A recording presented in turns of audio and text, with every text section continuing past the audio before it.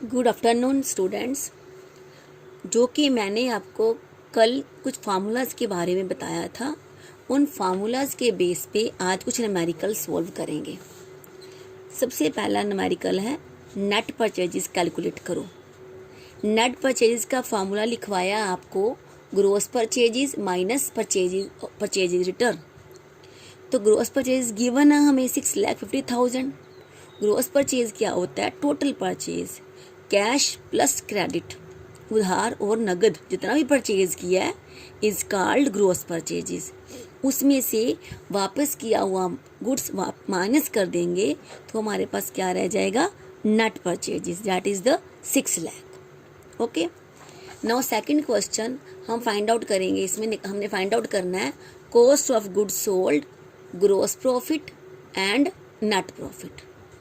हमें गिवन है purchases 3 lakh, opening stock 2,50,000, freight and octroi 4,000, carriage inward 6,000,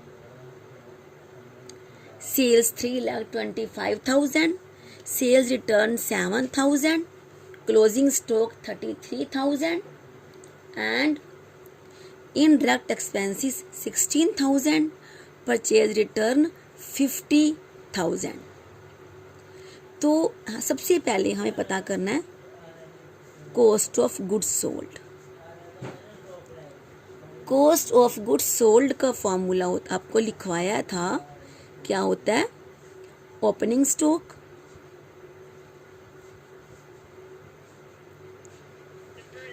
plus net purchases plus indirect expenses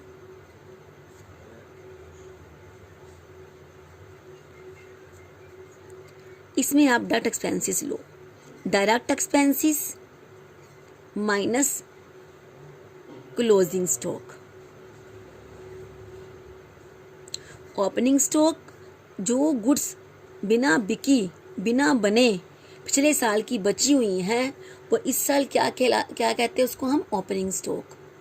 और net purchases हमने उस ऊपर कैलकुलेट किया।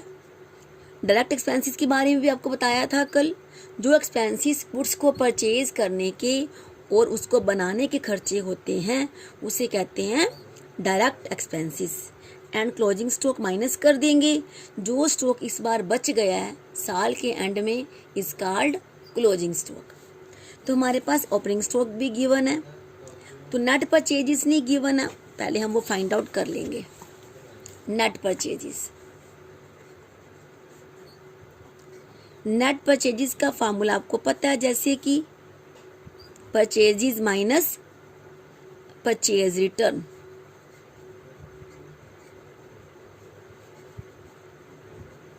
परचेजेस हमें गिवन है, कितना परचेजेस हमें गिवन है?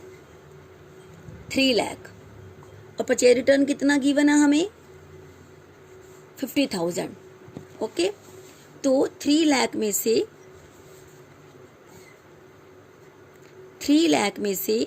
50,000 माइनस कर दिया जाए, we get net purchases 2,50,000। Now हमें चाहिए डायरेक्ट एक्सपेंसेस।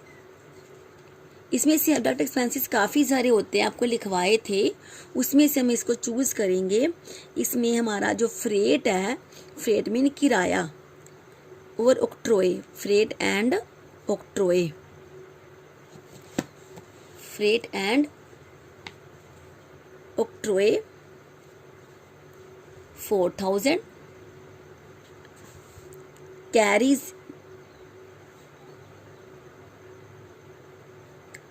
Carries inward 6,000। ये दोनों आपको डायरेक्ट एक्सपेंसेस दे रखे हैं, इसमें डायरेक्ट एक्सपेंसेस नहीं लेते। तो हमारे पास कितने आ गए डायरेक्ट एक्सपेंसेस? 10,000। उसके बाद हमें क्लोजिंग स्टॉक चाहिए, वो हमें गिवन है। क्लोजिंग स्टॉक हमें गिवन है। कितना क्लोजिंग स्टॉक है हमारे पास? हमारे पास क्लोजिंग स्टॉक गिवन है आपके पास 33,000। Okay, now put the formula. Opening stock is 25,000, net purchases 2,50,000, direct expenses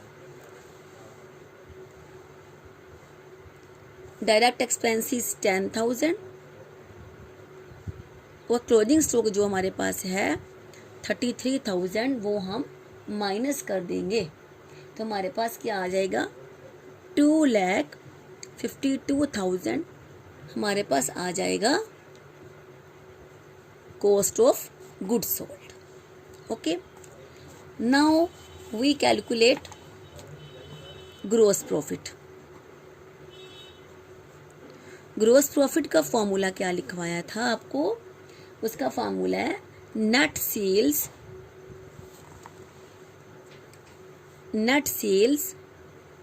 minus cost of goods sold.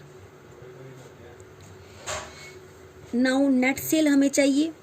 Net sale का फॉर्मूला क्या होता है, net sales is equal to sales minus sales returns. Sales कितनी दे रखी बेटा हमें, सेल्स है हमारे पास 3,25,000 और सेल्स रिटर्न है 7,000. इसलिए 3,25,000 में से सेल्स रिटर्न 7,000 माइनस कर देंगे तो हमारे पास आ जाएगी नेट सेल 3,18,000. ओके, तो ग्रोस प्रॉफिट हमारे पास आ जाएगा 3,18,000 माइनस 2,52,000. ओके, तो हमारे पास ग्रोस प्रॉफिट आ गया 66,000. ठीक है, अब हमने निकालना है नेट प्रॉफिट.